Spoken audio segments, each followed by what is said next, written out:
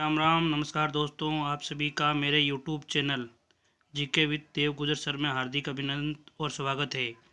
हम अभी वर्तमान में राजस्थान अध्ययन कक्षा 10 की किताब को रिवीजन कर रहे हैं। पिछली क्लास में हमने जो सिसोदिया वंश मेवाड़ हैं उनके जो प्रमुख शासक हैं उनके बारे में अध्ययन कर रहे थे। पिछली क्लास में हमने उदय सिंह तक पढ़ लिया था। आज हम यशस्वी प्रतापी शासक महाराणा प्रताप के बारे में पढ़ेंगे। महाराणा प्रताप का शासनकाल 1572 से 1597 तक रहा है। 1572 से 1597 तक ये मेवाड़ के शासक रहे थे। 9 मई 1540 को कुंभलगढ़ में जन्मे प्रताप 1572 ईस्वी में मेवाड़ के शासक बने थे। महाराणा प्रताप का जन्म 9 मई को हुआ था। 9 मई 1540 को कुंभलगढ़ में जन्मे प्रताप का 1572 में मेवाड़ के शासक बने। महाराणा उदय सिंह ने जगमाल को अपना उत्तराधिकारी बनाया। जो जगमाल महाराणा प्रताप का भाई था उसको उदय सिंह ने अपना उत्तराधिकारी बनाया था, मगर सरदारों ने उसे स्वीकार नहीं किया और प्रताप को गद्दी पर बैठा दिया। इस समय दिल्ली पर मुगल बादशाह अकबर का शासन था।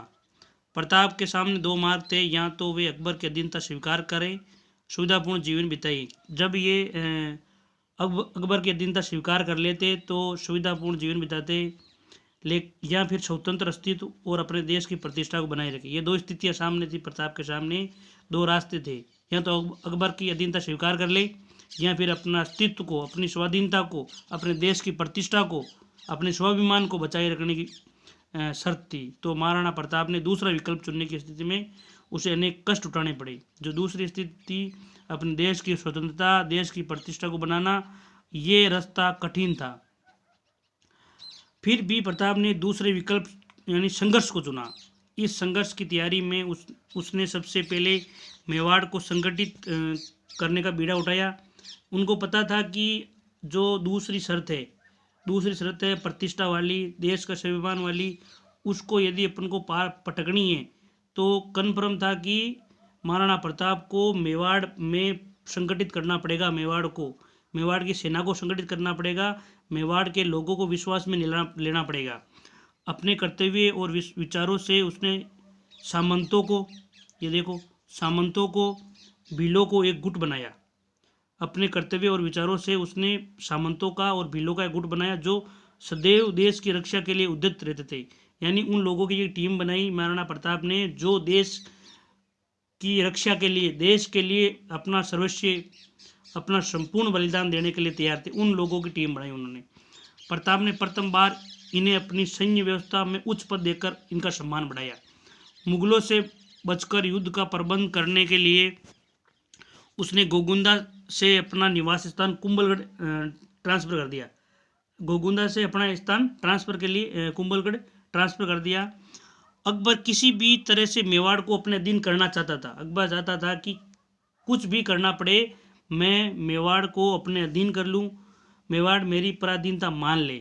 अतः उसने समझौते के प्रयास किए। 1572 से 1576 के मध्य उसने 4 शिष्टमंडल, ये क्रम भी आपको ध्यान रखना है, 1572 से 1576 तक उसने 4 शिष्टमंडल, 4 लोगों को शांति प्रस्ताव लेकर महाराणा प्रताप के पास भेजा कि भाई मान जा और स्वाधीनता, ये जो अपनी अधीनता स्वीकार कर ले।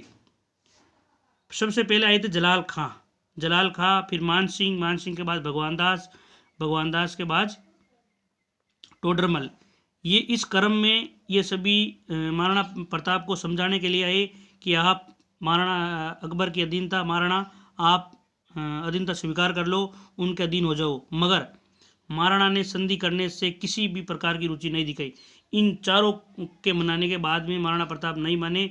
उन्होंने साफ कहा कि मुझे मेरे देश की प्रतिष्ठा, मेरा देश का स्वाभिमान, मेरे लोगों की स्वतंत्रता ही प्यारी है। मैं अकबर की अधीनता स्वीकार नहीं करूँगा। अतः मेवाड़ को मुगल आक्रमण का सामना करना पड़ा। जब उन्होंने सारे शांति प्रस्ताव को अस्वीकार कर दिया तो स्वाभाविक था कि अकबर मेवाड़ पर आक्रमण करेगा। 1576 ईस्वी के प्रारंभ में अकबर मेवाड़ अभियान की तैयारी हेतु अजमेर पहुंचा और वहीं उसने मान सिंह को मेवाड़ अभियान का नेतृत्व सौंपा। राजपूत के सामने राजपूत को खड़ा करने का ये अकबर की रणनीति थी कि राजपूत को राजपूत के सामने खड़ा किया जाए। और 1576 में शुरू के महीनों में मेवाड़ पर तैयारी करने के लिए खुद अकबर अजमेर पहुंचा और वहीं पे मान सिंह को, जो जयपुर के थे, उनको इस अभियान के लिए सेनापति चुना गया। ये डेट आपको ध्यान रखनी है, 18 जून 1576। 18 जून 1576, या फिर कुछ विद्वान इसको 21 जून भी बताते हैं। 15 जून या 21 जून को खमनोर के पास मुगल सेना का प्रताप से युद्ध हुआ, जो हल्दीघाटी के युद्ध से के नाम से प्रसिद्ध है। हल्दीघाटी कहाँ है? खमनोर के पास है। हल्दीघाटी का युद्ध हुआ जो खमनोर के पास है। मुगल सेना का प्रताप से युद्ध हुआ। प्रताप की सेना के हरावल में, यानी कि जो सेना का आगे का भाग होता है, हरावल का नेतृत्व हकीम का सूर ने किया। हकीम का सूर ने, जो अफगानी था, हकीम का सूर एक अफगानी था, इसने महाराणा प्रताप की जो हरावल है उसका नेतृत्व कर रहा था, जबकि मुगल सेना के हरावल का नेतृत्व जगन्नाथ कच्छावा कर रहा था। मुगल सेना के हरावल की जो नेतृत्व है वो कौन था? जगन्नाथ कच्छावा। और प्रताप की सेना का हरावल का नेतृत्व कर रहा हकीम का सूर। युद्ध में प्रताप के जीवन को संकट में देखकर झालाबीदा ने प्रताप का मुकुट धारण कर युद्ध किया एवं प्रताप को युद्ध भूमि से दूर भेज दिया। इस युद्ध का परिणाम नहीं निकल सका। इस युद्ध का परिणाम नहीं निकला, ना तो अकबर विजय हुआ ना प्रताप विजय हुए। अकबर का उद्देश्य पूरा नहीं हो सका। अकबर का उद्देश्य था कि किसी भी प्रकार से मुझे कुछ भी करना पड़े, किसी भी हद तक मैं जाऊं, मैं महाराणा प्रताप को अपने अधीन करके रहूंगा।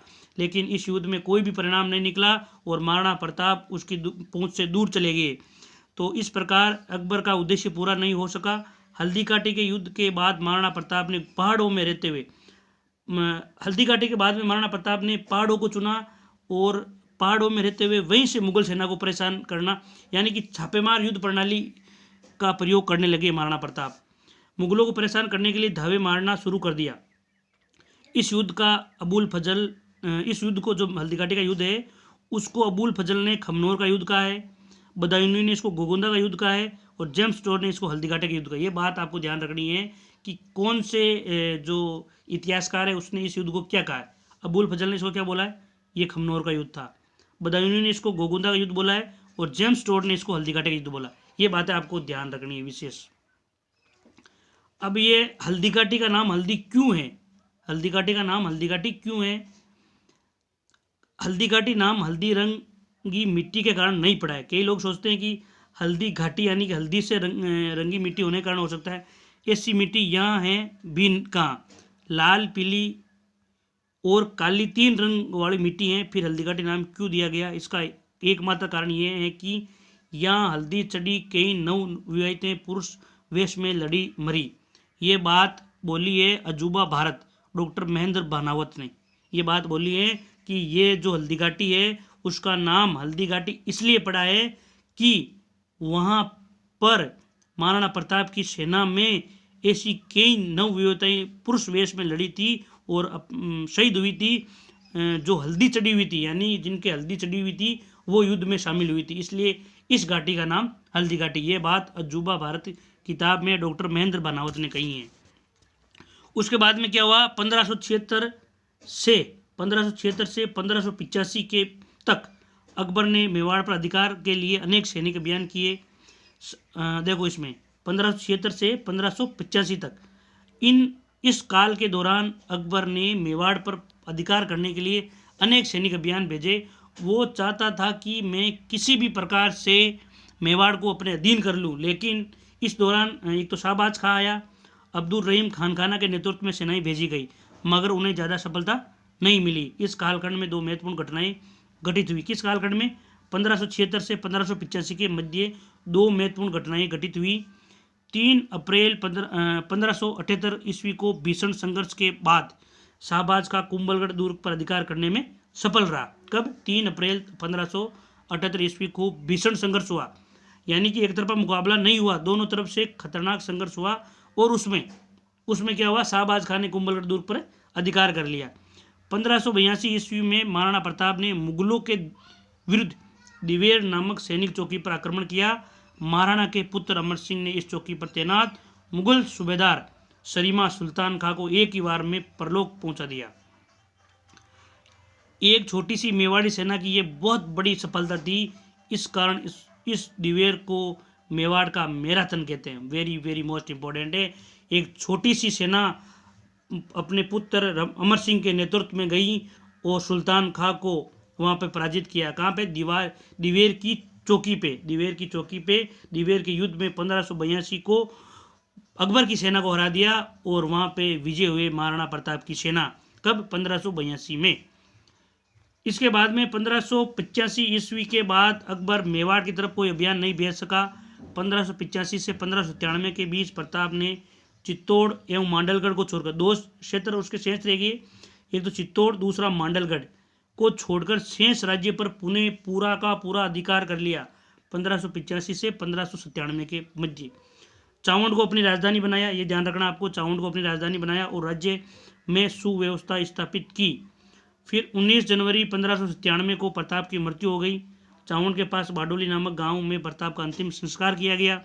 प्रताप के संबंध में कर्नल टोड लिखते हैं कि आल्पस पर्वत के समान अरावली में कोई भी ऐसी घाटी नहीं है जो प्रताप के किसी न किसी वीर कार्य, उज्ज्वल विजय या उससे अधिक कीर्तियुक्त पराजय से पवित्र नहीं है।